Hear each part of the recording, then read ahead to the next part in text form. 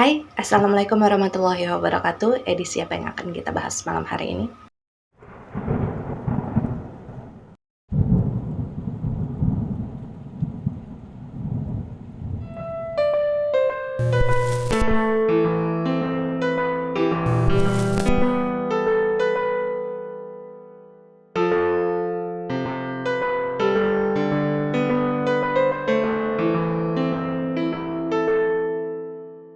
Ya, hari ini seperti hari-hari sebelumnya, kita akan kembali melanjutkan isi dari bedah novel Lin. Dan sebagai informasi saja untuk kalian semua, bahwasanya tujuan saya untuk membacakan cerita kisah dari Lin yang ada di dalam novel, kemudian saya angkat di dalam YouTube. Itu semata-mata karena saya hanya ingin kalian semua bisa mengetahui tentang kisah kami yang ada di dalam novel ini secara keseluruhan dan lebih detail. Jadi bagi siapapun kalian yang ada di luar sana yang mungkin tidak memiliki kesempatan untuk bisa memiliki novelin lagi, saya berharap kalian bisa ikut mengetahui bagaimana jalan cerita kami di dalam novelin melalui video-video yang sudah saya buat beberapa hari belakangan ini. Dan seperti yang sudah saya bilang sebelumnya, bahwasanya per episode dari setiap video yang saya posting di YouTube mengenai bedah kisah dari novelin, itu nantinya akan berisi dari 20 halaman. Jadi setiap 20 halaman nanti kita akan berhenti dan akan kita lanjutkan lagi di keesokan harinya. Jadi total nanti akan ada 17 hari, karena memang isi dari novelin itu ada sekitar 340 halaman. Jadi saya harap kalian bisa bersabar dan tidak merasa bosan karena setiap hari harus melihat saya dan mendengar suara saya.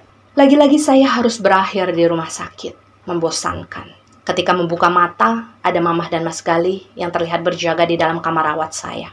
Entahlah. Saya benar-benar merasa bodoh saat itu.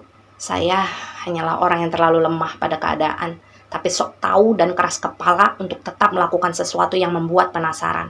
Saya sempat melihat Mama menangis, dan tidak bisa dipungkiri kalau kedua mata Mas Gali juga terlihat memerah.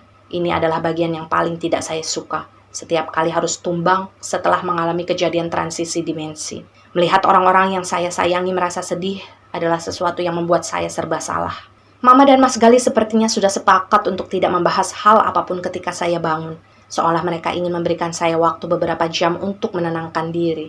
Ketika suasana sudah lebih tenang, keadaan saya juga sudah terlihat lebih membaik, barulah Mama dan Mas Gali mengajak saya bicara. Pertama-tama, Mas Gali yang datang menghampiri.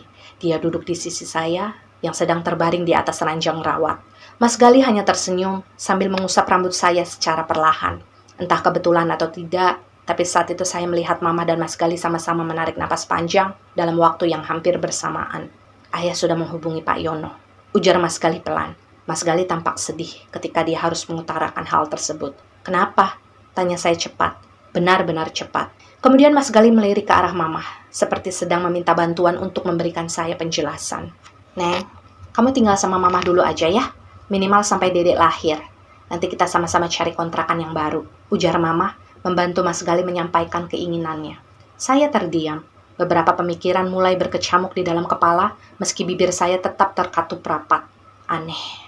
Harusnya saat itu saya merasa bahagia, kan? Harusnya saya bisa merasa tenang, karena pada akhirnya saya akan dibawa pergi dari tempat yang sudah membuat saya mengalami banyak hal-hal menakutkan. Ya, harusnya saya setuju dengan ide tersebut. Tapi tidak. Entah kenapa saya justru merasa sebaliknya. Saya seperti patah hati pada sesuatu yang saya sendiri tidak pahami. Saya sedih sekali. Kesedihan yang saat itu justru membuat saya langsung menangis terisak tanpa alasan. Sampai-sampai Mama harus memeluk saya untuk menenangkan. Ada satu sisi di dalam hati saya yang merasa enggan untuk meninggalkan kisah yang tak terungkap dari keempat entitas yang selalu saya temui melalui transisi dimensi itu. Mereka yang saya yakini memiliki cerita atau mungkin rahasia yang sudah tersimpan cukup lama di dalam masa lalu rumah tersebut. Tapi saya belum bisa memutuskan secara langsung. Saya masih butuh waktu untuk mempertimbangkan segalanya. Untuk memulihkan diri secara penuh, saya memang harus menjalani perawatan di rumah sakit tersebut selama beberapa hari. Biasanya, dokter akan selalu memberikan diagnosa sederhana terhadap kondisi saya. Misalnya, saya mengalami dehidrasi akut, kelelahan, yang pada akhirnya membuat kondisi fisik saya melemah dan mudah pingsan. Ya, saat itu belum ada penyakit apapun yang terdeteksi di dalam tubuh saya. Hingga akhirnya ketika semua sudah dianggap kembali dalam keadaan normal, saya diizinkan untuk pulang ke rumah. Tentu saja tujuan kami pulang saat itu masih kembali ke rumahnya Pak Yono. Karena saya dan Mas Gali sama-sama belum mengambil keputusan yang terbaik. 2 hari setelah berada di rumah, saya dikejutkan dengan kedatangan Pak Yono yang saat itu beralasan ingin menjenguk dan melihat bagaimana kondisi saya. Beliau memang orang yang baik hatinya. Bahkan beliau sampai repot-repot membawakan sekeranjang buah segar dan beberapa jenis kue ketika datang. Dari basa-basi yang sempat Pak Yono utarakan, sangat terlihat kalau sebenarnya beliau merasa tidak enak atas semua kejadian yang saya alami di rumahnya. Sepertinya Pak Yono juga sudah mengetahui semuanya. Entah siapa yang sudah menceritakan hal tersebut pada beliau. Mungkin Mama atau mungkin Mas Gali. Tapi yang jelas, saat itu Pak Yono sampai meminta maaf pada saya dan Mas Gali beberapa kali. Saat itu kami bicara berempat di ruangan tengah. Ada Mas Gali, Mama, Pak Yono, dan tentu saja saya. Lagi-lagi pembicaraan kami dilatar belakangi dengan suara guyuran air hujan yang begitu deras di luar sana. Meski rumah itu tidak ada air conditionernya, tapi rasa dingin dan lembab terasa membungkus kulit setiap kali hujan datang. Jujur saja, suasana hujan di hari itu mengingatkan saya pada hari pertama ketika saya dan Mas Gali datang untuk melihat-lihat rumah Pak Yono. Waktu terasa begitu cepat berlalu. Sambil memandang ke setiap sudut dari rumah itu, entah kenapa saya merasa ada sebuah jalinan yang sudah terajun antara saya, rumah itu, dengan segala energi yang tersimpan di dalamnya. Saya mendengar bagaimana Mas Gali, Mama, dan Pak Yono saling bicara dan menceritakan segalanya tanpa ada satu hal pun yang dirahasiakan. Sementara saya hanya diam. Saya merasa sendirian meski saat itu ada 3 orang lain yang duduk di dekat saya. Hati saya masih terasa gamang. Ada kesedihan yang tidak bisa saya mengerti menggelayut di dalam dada. Sederhananya, saya tidak ingin pergi dari rumah itu, apapun yang terjadi. Saya ingin tetap berada di sana, dengan semua hal yang memang sudah ada di sana. Hingga akhirnya sampai pada giliran Pak Yono yang berbicara. Saat itu, saya sempat memperhatikan beliau dengan seksama. Meski tak ada yang meminta, Pak Yono tetap menjelaskan bagaimana latar belakang rumahnya saat itu kepada kami semua. Seperti yang kita ketahui sebelumnya, bahwa kakek buyut Pak Yono lah yang sempat membeli rumah itu dari tangan ke tangan. Setelah mereka menua, rumah itu diwariskan kepada anak cucu mereka. Awalnya Pak Yono sendiri tidak pernah mencari tahu tentang latar belakang rumah tersebut. Jauh sebelum rumah itu berubah kepemilikan menjadi milik keluarganya secara turun-menurun. Pak Yono sempat menceritakan peristiwa yang terjadi pada saya kepada ibundanya yang sudah sepuh. Banyak hal yang kemudian diceritakan oleh ibundanya Pak Yono tentang rumah tersebut. Cerita yang diceritakan secara turun-temurun dari zaman kakek buyutnya Pak Yono. Dari sanalah kemudian Pak Yono mengetahui tentang beberapa fakta yang sebenarnya sudah terpendam sangat lama secara tidak sengaja. Di hari itu, Pak Yono pun menguraikan semua fakta yang beliau tahu kepada saya, Mas Gali, dan juga Mama. Dulu sekali, pada tahun pertama, sekitar tahun 1920-an, rumah tersebut adalah milik keluarga Belanda. Lahan di mana rumah itu berdiri, dulunya adalah sebuah lahan kosong yang banyak ditanami tumbuhan-tumbuhan serai dan juga pohon jati. Kemudian lahan itu dibabat habis dan dibangunlah sebuah rumah yang kemudian ditempati oleh keluarga Belanda. Sebelum akhirnya keberadaan mereka menghilang begitu saja. Lalu rumah tersebut terbengkalai. Dari beberapa cerita yang beredar, keseluruhan dari anggota keluarga Belanda itu sengaja dihabisi oleh warga lokal di masa-masa persiapan. Bahkan ada yang bilang, kalau wilayah tempat rumah Pak Yono berada, dulunya merupakan bagian dari pemukiman orang-orang Belanda. Tapi di akhir masa kejayaan Belanda di Indonesia, banyak di antara mereka yang harus kehilangan nyawa. Meski ada juga yang berhasil kabur dan kembali pulang ke tanah air mereka. Jadi, keempat kakak beradik yang selama ini saya lihat di dalam transisi adalah orang-orang Belanda. Begitukah? Ucap saya di dalam hati mulai berargumentasi. Jujur, saya merasa merinding selama mendengarkan Pak Yono bercerita. Membayangkan betapa kacaunya situasi saat itu ketika setiap orang berusaha untuk mencari aman sendiri-sendiri agar bisa bertahan hidup. Membayangkan bagaimana suara jerit tangis yang menggema di langit ketika orang-orang tersebut dieksekusi. Lalu siapakah yang sebenarnya jahat dalam situasi itu? Semuanya. Ketika manusia ditempatkan dalam posisi saling berebut kekuasaan, maka mereka bisa berubah menjadi orang-orang yang jahat, membenarkan segala sesuatu yang sebenarnya salah, melakukan semuanya meski tahu kalau itu tidak manusiawi. Saya dan keluarga saya bukanlah orang jahat. Tiba-tiba saja ada suara yang berbisik di telinga saya. Ya, secara sadar saya mendengar suara itu berbisik di telinga kanan. Suaranya jelas, seolah dia sedang ikut menyaksikan pembicaraan kami di ruangan tersebut.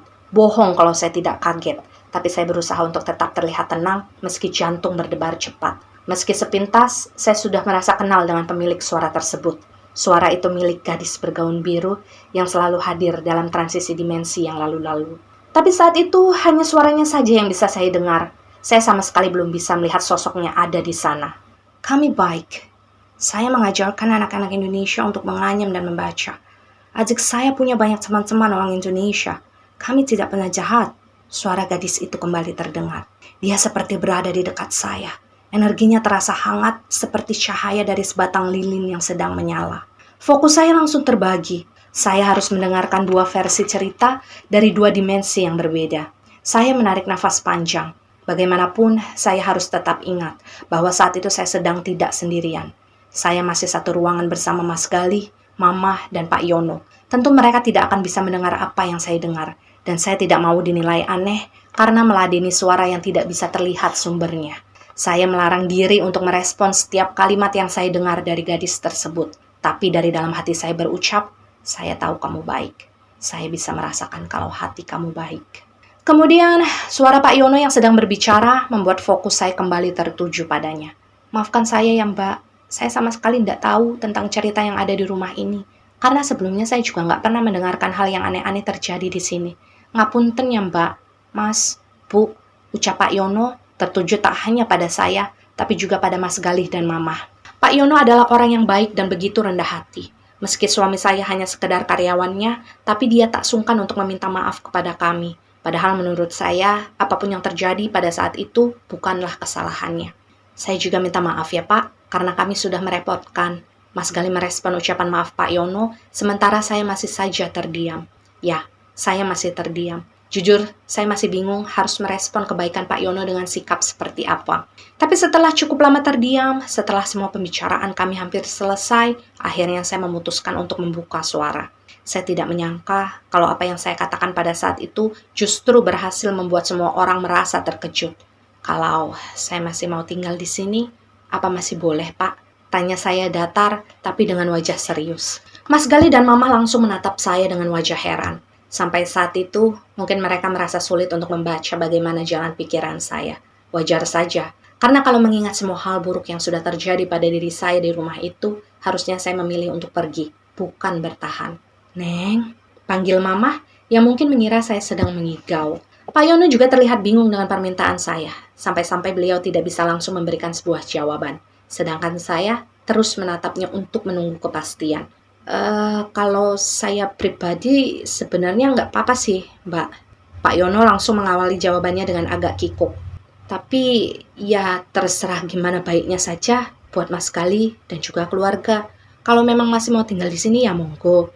Tapi sekiranya kalau mau pindah, insya Allah nanti akan saya bantu-bantu supaya lebih mudah. Ujar Pak Yono melanjutkan jawabannya. Pada intinya Pak Yono menyerahkan semua keputusan kepada Mas Galih dan saya. Setelahnya, selesailah sudah pembicaraan kami berempat. Di saat Pak Yono sudah berpamitan pulang, Mama dan Mas Galih langsung memberondong saya dengan pertanyaan-pertanyaan yang sama. Tapi untuk malam itu, tidak satupun pertanyaan dari mereka yang ingin saya jawab. Mencari jalan pintas, saya kemudian pamit untuk beristirahat lebih awal, dengan alasan kondisi tubuh saya belum pulih benar. 1 minggu, 2 minggu, hingga 1 bulan berlalu, rasa kehilangan itu benar-benar mengikuti saya. Meski belum tahu apa yang terasa hilang, tapi saya merasa seperti ada ruang kosong yang semakin dalam di hati. Ada yang kehadirannya begitu saya rindukan. Transisi itu, perjalanan melintasi dimensi dari setiap residual energi, adalah salah satu dari beberapa hal yang sedang saya rindukan. Dan sayangnya, tidak lagi saya alami dalam beberapa waktu belakangan. Selama proses itu berlalu, ingatan saya selalu tertuju pada suara tawa anak laki-laki Belanda yang bermain kejar-kejaran dalam transisi dimensi yang saya alami waktu itu. Juga wajah-wajah manis dari 2 gadis bergaun kuning dan biru. Kenangan tentang mereka berempat sungguh sulit untuk ditepiskan. Saya mencoba untuk lupa, menganggap bahwa hidup saya akan terus berlanjut tanpa harus mengingat mereka. Tapi itu tidak mudah. Karena bagaimanapun, saya tinggal di sebuah rumah yang menyimpan begitu banyak residual memori tentang mereka. Setiap sudut yang terlihat seolah mengingatkan tentang keberadaan mereka semua di masa lalu. Kenapa mereka tak lagi muncul? Kenapa mereka tak lagi mengundang saya untuk masuk dan menyaksikan lagi kelanjutan kisah dari kehidupan mereka dulu? Padahal saya sudah memutuskan untuk tetap tinggal di rumah itu. Apakah semuanya akan selesai begitu saja? Tidak adakah hal lain yang bisa saya lakukan untuk membuka tabir misteri yang seolah menghilang begitu saja? Sebaliknya, saya juga tidak pernah menyangka kalau akan datang suatu hari yang mana saya akan merindukan proses transisi dimensi itu terjadi. Saya juga merindukan keempat entitas Belanda itu. Tapi saya tidak bisa mengingkari kalau si gadis bergaun biru memiliki tempat tersendiri di hati saya. Tidak lagi menyaksikan kemunculan mereka dalam rentang waktu yang cukup lama, rasanya seperti kehilangan seorang sahabat lama. Sedih dan kesepian. Bukan tak ada usaha yang saya lakukan demi menutup kekosongan yang tersisa. Semenjak Mama sudah tidak lagi menemani saya di rumah karena menganggap saya sudah cukup sehat, saya selalu berusaha untuk mandiri dan menolong diri sendiri. Saya bertekad untuk tidak terpuruk dalam kesepian, mencoba untuk bersosialisasi dengan para tetangga, sekalipun jarak rumah itu dengan rumah lainnya cukup berjauhan. Banyak buku yang saya beli dan saya baca, mencoba untuk tidak menyisakan waktu luang agar bisa lupa. Bahkan saya kembali pada hobi lama yang sudah sempat saya tinggalkan, yakni merangkai gelang-gelang dari manik kaca. Untuk menghabiskan hari, saya selalu berada di dalam kamar dan membuat gelang. Saking seringnya melakukan hal itu, saya sampai tidak bisa lagi menghitung jumlah gelang yang sudah saya hasilkan dalam masa-masa tersebut. Saya sudah melakukan banyak hal untuk bisa mengalihkan ingatan saya, tapi percuma. Ketika semua kegiatan saya itu selesai, maka saat itu pula saya akan langsung mengingat mereka semua. Di saat bosan mulai mendera, kadang saya sering menghabiskan waktu sambil duduk di kursi tamu yang ada di teras depan. Saya duduk di sana sambil memperhatikan pohon besar yang berdiri kokoh di tengah-tengah halaman. Pohon yang rupanya sudah berada di sana selama beberapa dekade lamanya. Ya, pohon itu adalah pohon yang dijadikan sandaran untuk ayunan para bocah Belanda yang saya lihat dalam transisi dimensi saya waktu itu. Pohon itu pasti mengetahui banyak hal. Sayangnya, dia tidak bisa bercerita. Saya sudah sampai pada titik di mana saya tidak lagi mempertanyakan siapa mereka berempat atau apa tujuan Tuhan mempertemukan kami dalam batas dimensi yang berbeda. Saya mulai memahami kalau setiap pertanyaan tidak harus mendapatkan jawaban. Terkadang ada beberapa hal yang memang harus kita relakan untuk sekedar menjadi misteri dalam kehidupan. Dan di suatu hari yang cukup hening, ketika angin sedang berhembus pelan, saya menghabiskan waktu sore di teras. Tak ada yang bisa saya lihat selain halaman hijau yang luas dengan suara-suara burung yang berkicau. Pohon-pohon tampak beristirahat dengan tenang, dibuai sisa-sisa matahari yang hampir tenggelam. Entah mengapa, pada saat itu saya ingin memanjatkan doa kepada Sang Pencipta. Ya Allah, izinkan saya untuk bisa kembali bertemu dengan mereka, entah di dimensi saya atau di dimensi mereka. Saya hanya ingin melihat mereka sebentar. Saya hanya ingin tahu apakah dulu mereka baik-baik saja. Angin kembali berhembus halus di sekitar saya, membuat daun-daun di setiap pohon yang ada di hadapan saya bergoyang dari dahannya. Rasanya sejuk sekali. Saya menikmati itu semua, sampai akhirnya suara azan terdengar berkumandang dari kejauhan. Waktu itu sudah masuk asar. Saya mengusap air mata yang saat itu tiba-tiba saja mengalir tanpa sebab. Mungkin karena saya terlalu berharap agar doa saya barusan bisa dikabulkan oleh Tuhan. Tapi ya sudahlah, saya selalu mengerti konsep Tuhan, yang akan selalu memberikan apa yang kita butuhkan, bukan yang kita inginkan. Jadi saya mulai beranjak dari teras depan, berniat untuk masuk lagi ke dalam rumah dan menjalankan ibadah. Saya sholat di kamar seperti biasa. Satu-satunya jendela yang ada di sana sengaja saya buka, agar angin dari luar bisa masuk ke dalam. Setelah selesai beribadah, saya langsung melipat mukena yang sebelumnya saya pakai. Saat itulah, samar-samar saya kembali mendengar adanya suara seseorang yang sedang menyapu halaman depan menggunakan sapu lidi. Dek, jantung saya langsung berdebar cepat. Saya sempat mematung beberapa saat untuk memastikan kalau apa yang saya dengar adalah kenyataan, bukan sekedar perasaan yang timbul karena harapan yang membludak. Semakin fokus saya mendengarkan, maka semakin jelas juga suara yang bisa saya tangkap. Setelah yakin kalau apa yang saya dengar itu adalah benar adanya, saya langsung meletakkan lipatan mukena tadi di atas sajadah dan berlari ke arah jendela. Ada rasa tak sabar untuk segera menyaksikan sesuatu di luar sana. Rasanya seperti ingin bertemu dengan teman lama yang sudah lama menghilang. Anehnya, ketika saya berdiri di depan jendela, saya justru tak melihat ada perubahan apapun di sana. Semuanya masih sama, seperti dengan kondisi terakhir ketika saya meninggalkan teras. Sedikit kecewa. Tapi saya harus menerima kenyataan kalau saat itu saya sedang tak mengalami transisi dimensi seperti yang saya harapkan. Di ujung harapan yang hampir sirna, saya menyadari satu hal. Meski saat itu saya tidak berada dalam kondisi transisi, tapi perlahan saya bisa melihat keberadaan sosok gadis bule bergaun kuning yang sedang menyapu daun-daun kering di halaman. di area sekitar pohon besar yang saat itu tergantung sebuah ayunan. Dia benar-benar ada di sana.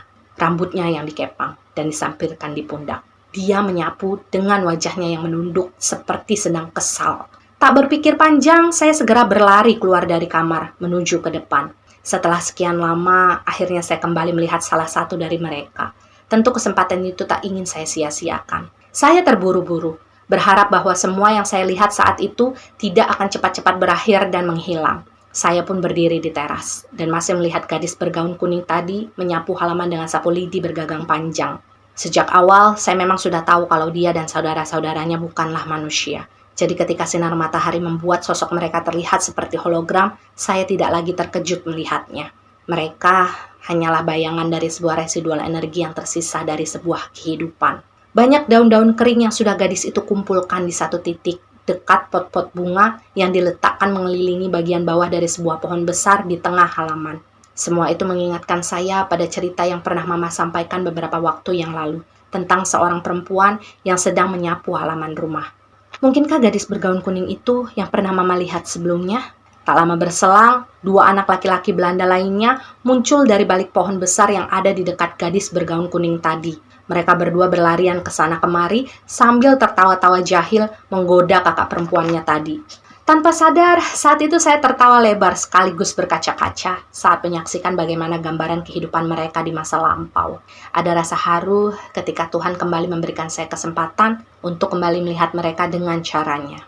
Beberapa saat berlalu sambil memperhatikan mereka, saya mulai menyadari satu hal, bahwa sejak tadi sepertinya saya tidak melihat keberadaan sosok gadis lainnya yang menggunakan gaun berwarna biru muda. Biasanya gadis itu selalu ada, dan keabsenannya saat itu membuat saya bertanya-tanya. Perempuan yang satunya kemana ya? Tanya saya dalam hati sambil melihat ke sana kemari. Karena kalau boleh jujur, gadis itu adalah sosok yang telah meninggalkan kesan paling mendalam di dalam hati. Dan hanya selang beberapa detik setelah pertanyaan itu melintas di dalam pikiran, tiba-tiba saja ada tangan seseorang yang hadir dan mengusap lembut kepala saya beberapa saat. Saya ada di sini. Suara itu kemudian terdengar dari belakang punggung saya, dengan timbre yang agak serak dan pelafalannya yang sedikit cadel. Saya tentu ingat siapa pemilik suara tersebut. Sapaan itu berhasil membuat saya langsung menoleh ke belakang. Tak ada rasa takut sedikit pun terbersit di dalam hati saya waktu itu. Saya justru merasa lega, karena pada akhirnya saya bisa kembali bertemu dengan sosok yang sudah saya rindukan sejak lama. "Kenapa kamu baru muncul?" tanya saya, terburu-buru. Saya hanya takut semuanya akan menghilang tiba-tiba seperti waktu itu. Saya menatapnya dengan sepasang mata yang berkaca-kaca. "Kenapa?" "Entahlah, saya sendiri tidak bisa menjelaskan." Gadis itu kemudian tersenyum, dengan posisi berdiri persis di sebelah saya. "Saya pikir kamu takut." "Saya tidak mau membuat kamu takut," jawab gadis itu pelan. Saya diam untuk beberapa saat. Selain bingung ingin berkata apa, wajah gadis itu juga mengalihkan perhatian saya.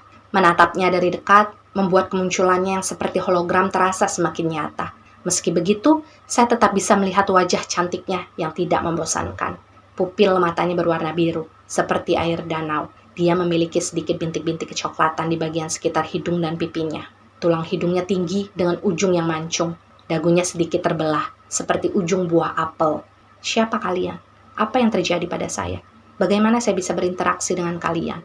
tanya saya, memanfaatkan kesempatan yang ada untuk mempertanyakan banyak hal. Sesaat, gadis itu tidak menjawab. Matanya tertuju pada ketiga saudaranya yang masih terlihat ceria beraktivitas di halaman depan. Tak ada satupun di antara mereka yang sepertinya sadar bahwa ada saya yang sedang berinteraksi dengan si gadis bergaun biru itu. Kami berdua seperti menjadi bagian lain dari lapisan pemandangan yang terlihat di luar sana.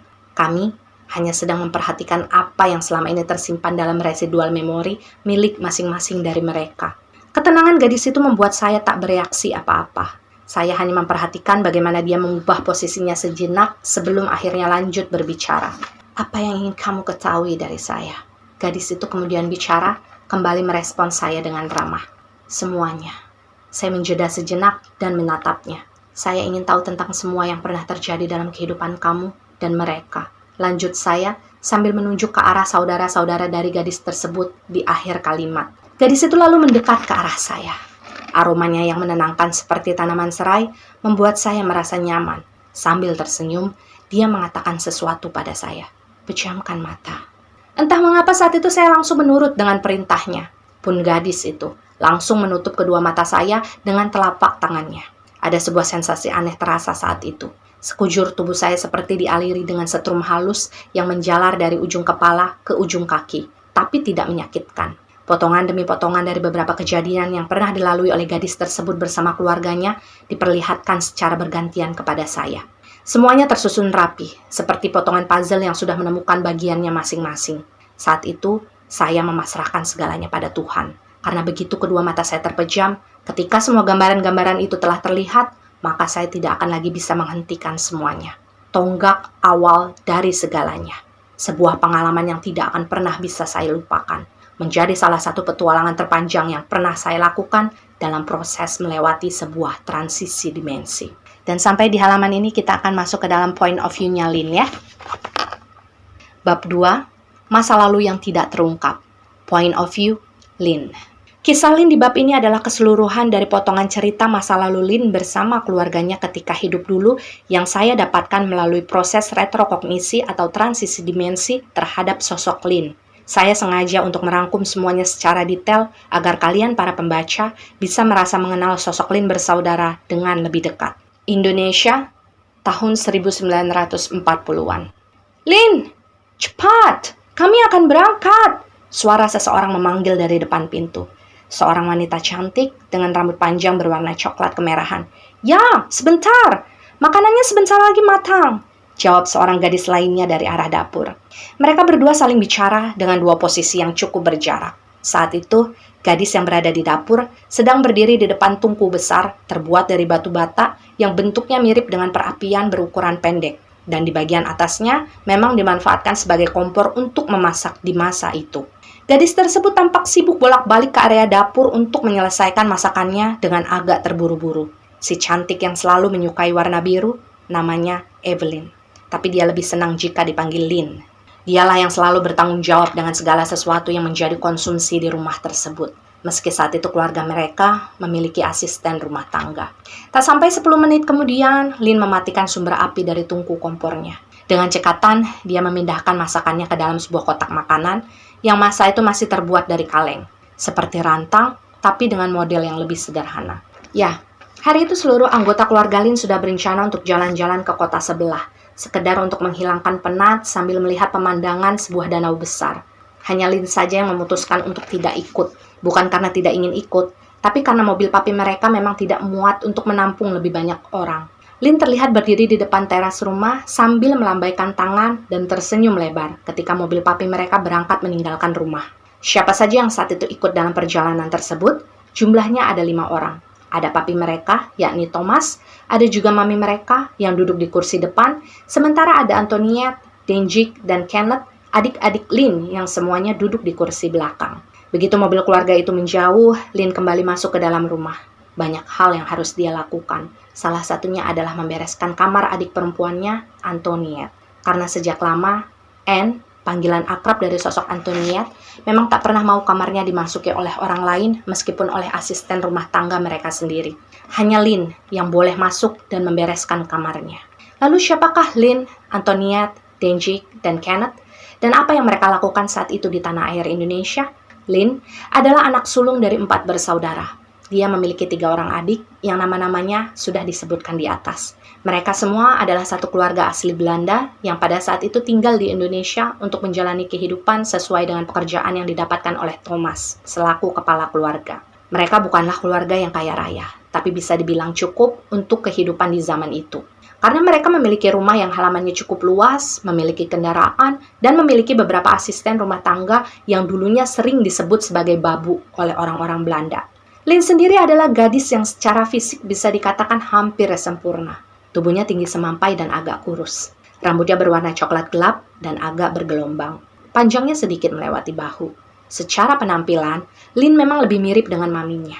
Usianya saat itu masih sangat muda, dengan pengalaman hidup yang belum terlalu banyak. Auranya sendu, namun terasa tegas. Ketika bicara, maka akan terdengar suaranya yang agak serak-serak basah.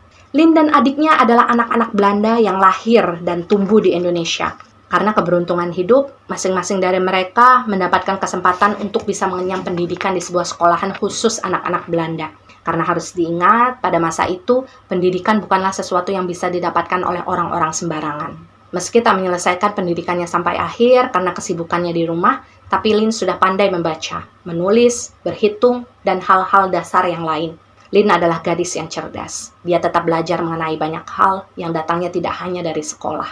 Dalam kehidupannya, Lin sangat mencintai Tuhan. Dia memiliki sebuah patung salib di dalam kamarnya dan selalu berdoa di depan patung tersebut setiap pagi setelah bangun dari tidur. Dengan suara pelan, Lin selalu berdoa untuk kehidupannya dan keluarganya. Dia memohon kebahagiaan, sekaligus berterima kasih atas kehidupan yang sudah diberikan Tuhan kepada mereka. Lin selalu menyadari bahwa tak ada kehidupan yang sempurna. Tak ada keluarga yang selalu rukun tanpa memiliki masalah.